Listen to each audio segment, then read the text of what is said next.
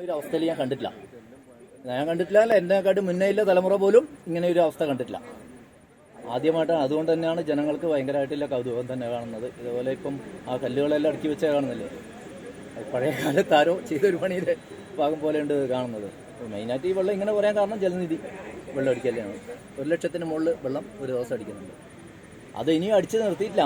ഇതേ കണ്ടീഷനാണെന്നെങ്കിൽ ഒരു 2-3 ദിവസം കൊണ്ട് അവളെ ഫുള്ളായിട്ട് പറ്റും.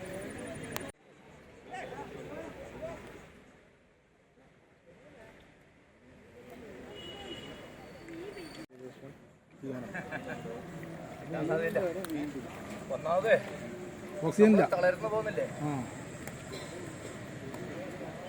മോനെ?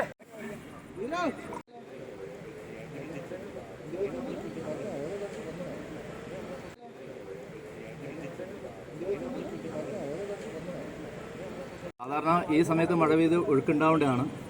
പിന്നെ പെട്ടെന്നില്ലേ പാലത്തിൻ്റെ ചെക്ക് ഡാമിൻ്റെ അടുത്തില്ലേ പലക തുറന്നുകൊണ്ട് ഇല്ല വെള്ളം ഒറ്റയടിക്ക് താഴേക്ക് പോവുകയും മഴ പെയ്യാത്തതിൻ്റെ പേരിലാണ് ഇങ്ങനെ ഈ അവസ്ഥ വന്നത്. പിന്നെ ജലനിധിക്ക് വേണ്ടിയിട്ട് വെള്ളം അടിക്കുന്നത്, ലക്ഷക്കണക്കിന് ലിറ്റർ വെള്ളമാണ് ഒരു ദിവസം അടിക്കുന്നത്. അതുകൊണ്ടാണ് ഈ കയത്തിൻ്റെ ഈ അവസ്ഥ വന്നത്. ഇപ്പം മീൻ ചത്തു വന്നതിൻ്റെ മെയിൻ കാരണം ചൂടും, അമിതമായ ചൂടും ഓക്സിജൻ്റെ അളവ് കുറവും കാരണമാണ് ഈ മീൻ ഇങ്ങനെ ചത്തു വന്നത്.